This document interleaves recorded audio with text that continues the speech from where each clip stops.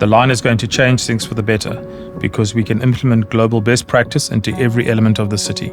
We are working with the best architects and planners from around the world in order to take all of the learnings we've inherited from other cities and create a new city from scratch. At The Line, we're working on building an urban model which provides unprecedented livability, a model for nature preservation and sustainability, all while providing a unique environment for economic growth. I am Tariq Qadoumi, and I am the Executive Director of Urban Planning at NEOM. I am Giles Pendleton, and I am the Executive Director for the Line Proponent. I'm Salwa Al-Khudairi, and I'm a Senior Architect at NEOM Urban Planning. My name is Michio Kaku. I'm a professor of theoretical physics, and I'm also a futurist. What will a city of the future look like? When I was a child, I used to think about the city of the future. Are we going to have flying cars? Are we going to visit the moon and Mars? When I grew up, I began to look at these cities like Paris, London, New York, and I saw traffic jams. I saw pollution. I saw tremendous inequalities. And I said to myself, we can do better. We can create, perhaps out of the desert, a city that would be sustainable, livable, a city of the future. The Line shows us a new way of doing things, a new pattern by which we can make a livable future. Placemaking to me is about creating the canvas for community. It's about creating spaces for people to want to visit and live in. A place that cares for its society.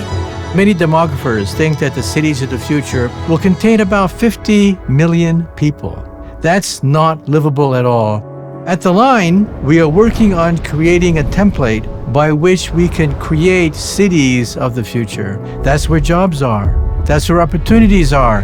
And so placemaking to me is about creating a legacy, creating a template by which other nations can then compare their cities, their plans with what's being done here in Saudi Arabia.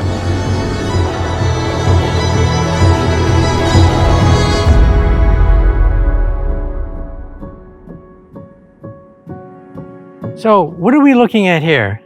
So we're looking at the Line as a whole. The Line spans across 3 different geological regions. So we have the coastal desert, the mountain, and the upper valley. It starts out at 500 meters height, and then slowly, as the topography rises, it disappears into the mountains. We have the hidden marina. This is where we're starting construction. We bring in a canal from the Red Sea to create a bay. All this is sustainable, right? NEOM itself is 100% renewable energy. We produce energy through solar, wind, and hydrogen. We also have 100% sustainable water, meaning we take out water through desalination from the sea. Right. However, we don't dump the brine back into the sea. So we use that salt and we recycle it, making the process very sustainable.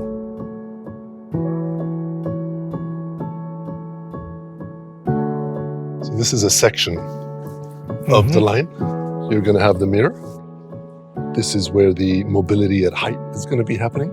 This is your neighborhood, for example, right?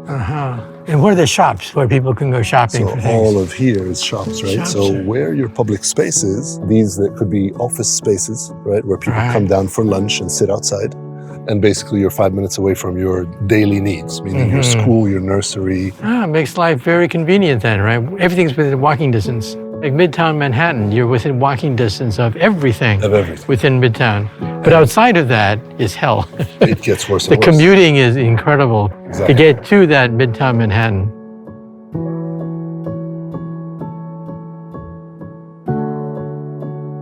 So this is where all the action takes place. Absolutely. Right here. Absolutely. So this is representative of an 800 meter wide module, 500 meters tall. These lights demonstrate what a mobility corridor would do. So as you can see, we have no ground floor. The subway is at multiple heights. And that allows you to potentially, if you're in a unit here, you can either go up to a subway or down to a subway. So if I live here, then the 5-minute rule would be around here? Yeah, so 5-minute rule is generally 400 meters, vertically and horizontally and literally across. So we live in a 3-dimensional city. The 5-minute rule is really a function of achieving your daily needs. And no cars. This is amazing, no cars. Yes, I think that the principle of the module is about community. You don't enjoy or become part of community by driving past in a car. So the idea is to encourage our residents and visitors to explore the city on foot. So your world, with all your basic needs, are met within 5 minutes of your living unit. Like Lego blocks, if you stack these modules one after the other, you get the line. Absolutely.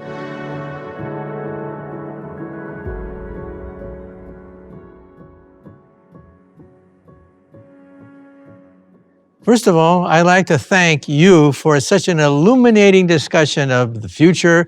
Thank you for the opportunity of interacting with the individuals that have made this possible and of actually going to the site itself.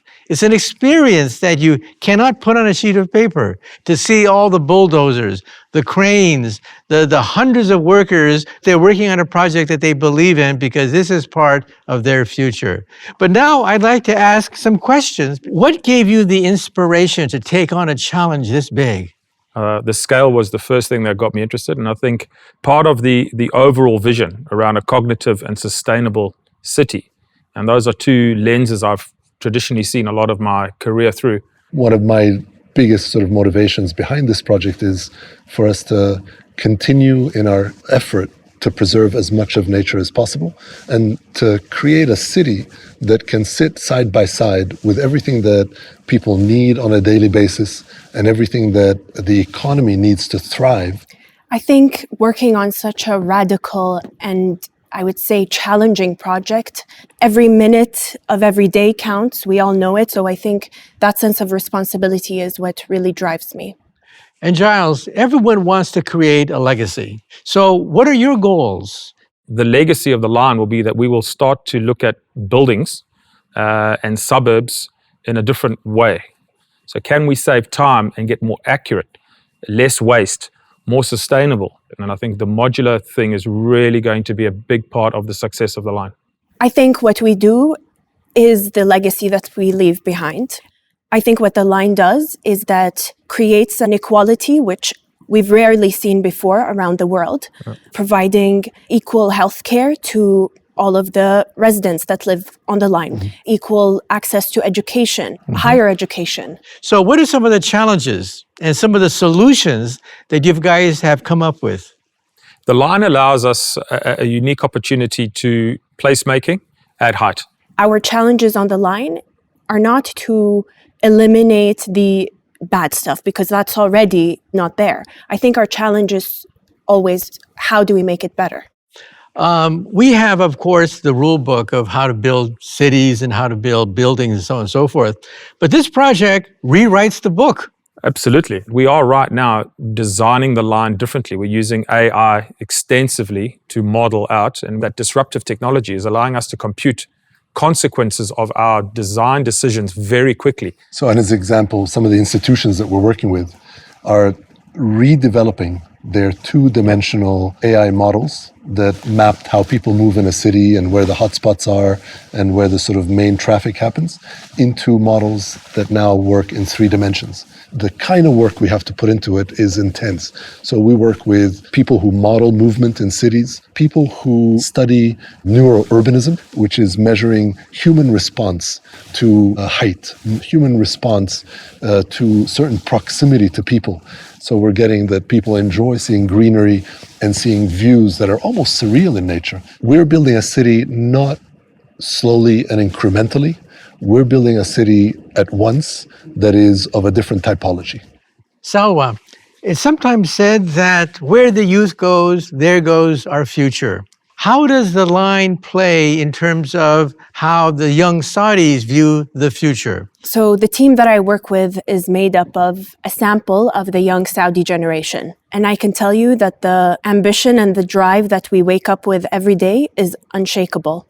The line and NEOM and Saudi in general is giving us the freedom to invent, to innovate, and really think purposefully and thoughtfully. We're looking at diversification of industry and economy as well. And NEOM plays a major role in that. It's going to bring new technology, new industry, and new services, whether financial or tourism, into the kingdom and as part of that 2030 vision. Well, in conclusion, I'd like to say that, well, you convinced me, folks. I mean, I'm sold. I think you guys are actually talking about something that's going to affect the destiny of civilization itself. A new architecture, a new way of thinking, a new way of organizing ourselves, a new way of living. People are going to say to themselves, wow, something new is happening in Saudi Arabia. They've taken the lead. They're thoughtful. They're planning, and they're going to enrich our lives.